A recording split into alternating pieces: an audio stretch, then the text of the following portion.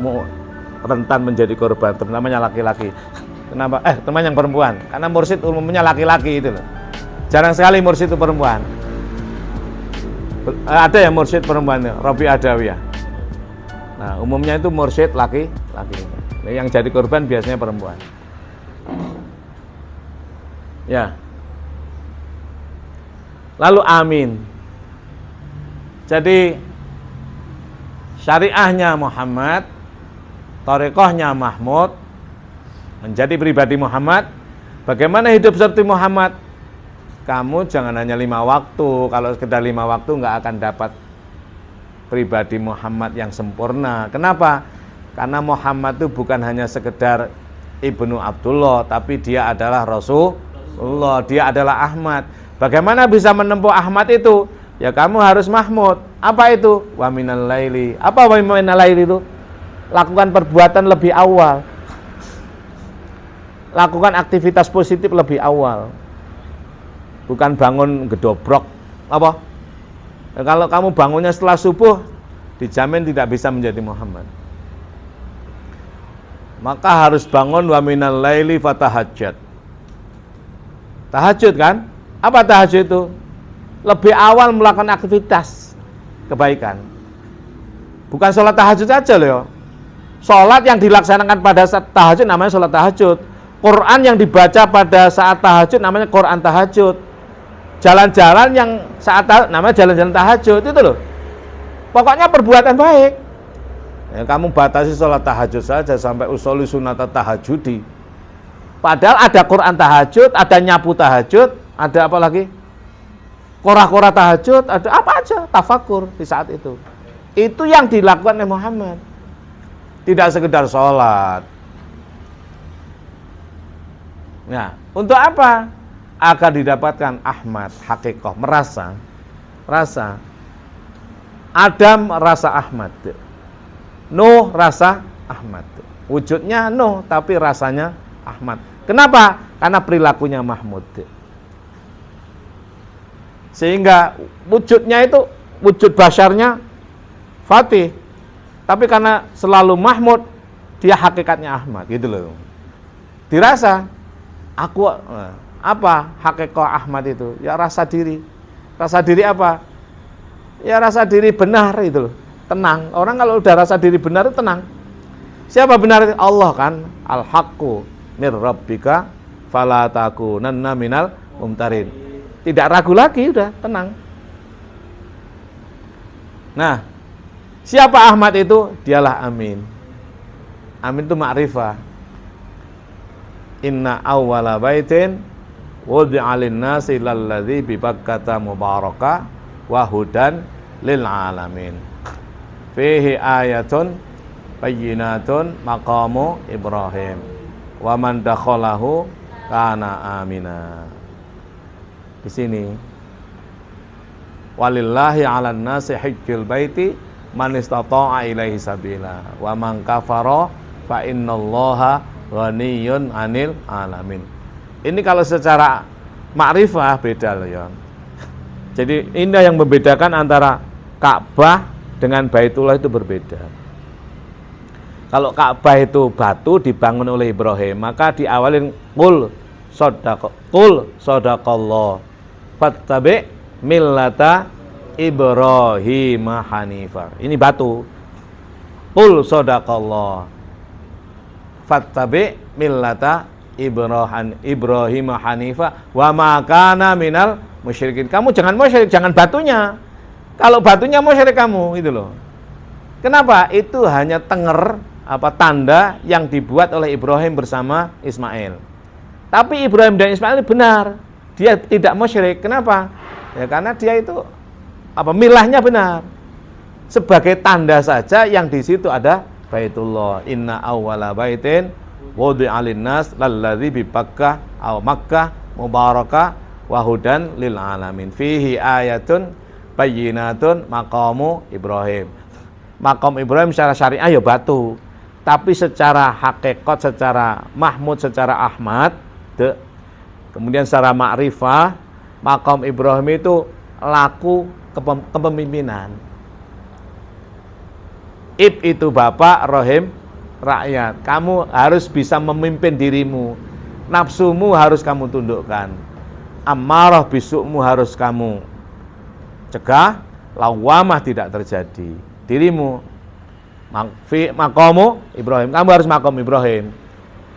Nah, ini tidak mengenal jenis kelamin. Maqam Ibrahim itu kamu harus bisa memimpin dirimu sendiri. Wa man dakhalahu kana amina. Kalau masuk ke dalam Baitullah berjumpa dengan amin. Baru berikutnya walillahi 'alan nasi hajjul baiti man istata'a ilaihi sabila.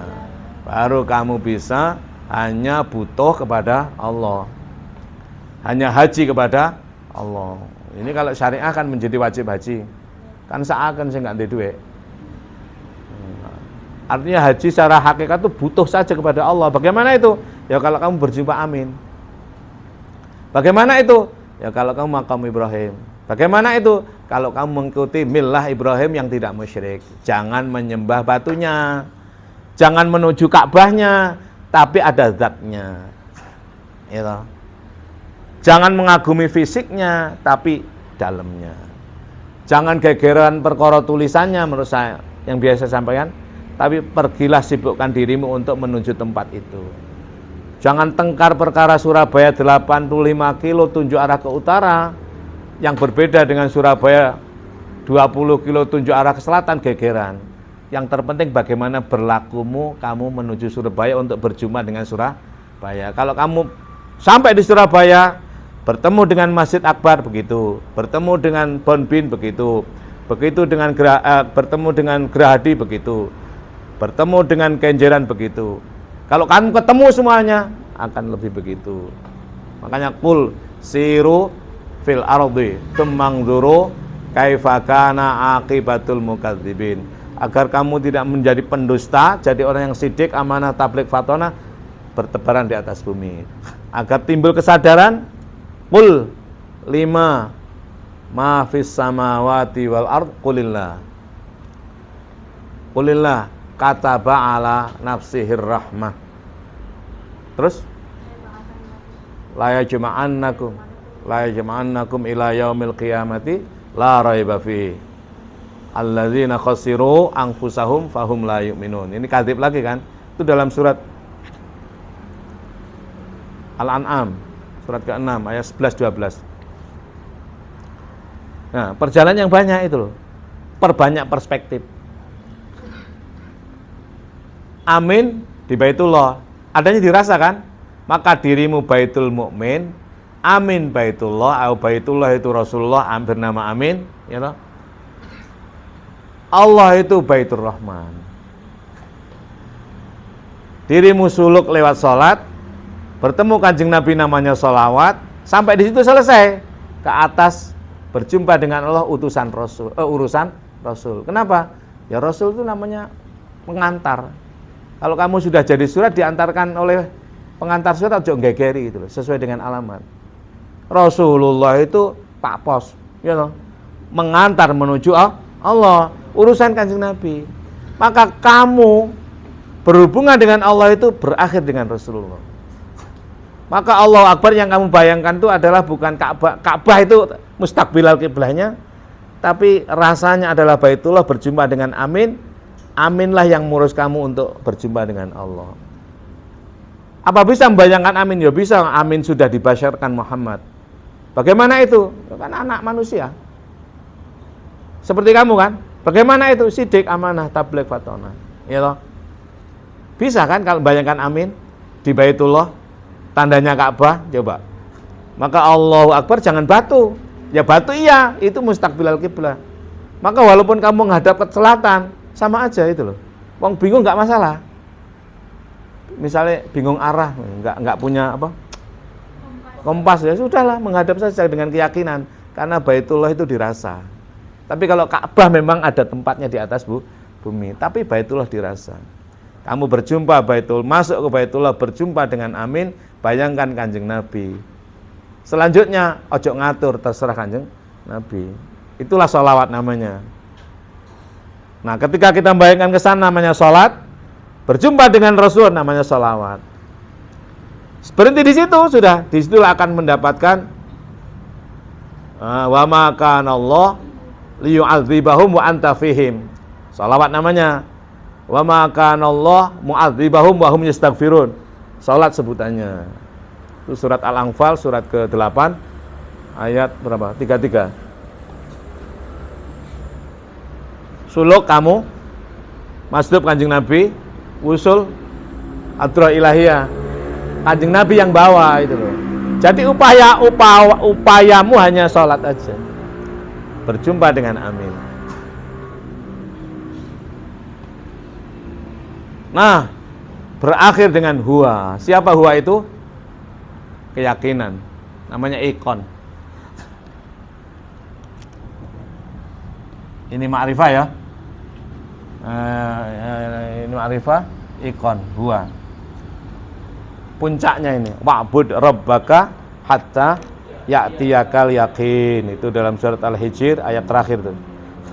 Totalitas pengabdianmu itu melahirkan keyakinan. Bagaimana keyakinan tiba itu? Keyakinan pribadi kan. Maka innani anallah la ilaha illa ana fa'budni wa aqimis sholata lidzikri. Namanya zikir, ingat saja udah. Nanti setelah lagi dirungokne karepe apa ngono bolak-balik. Begitu ya. Sudah berapa lama? 1 jam. Saya buka tanya jawab ya. Kalau ada loh. Mau bilang. Berhenti dulu ya. Berhenti 5 menit dulu. Kita break dulu 5 menit.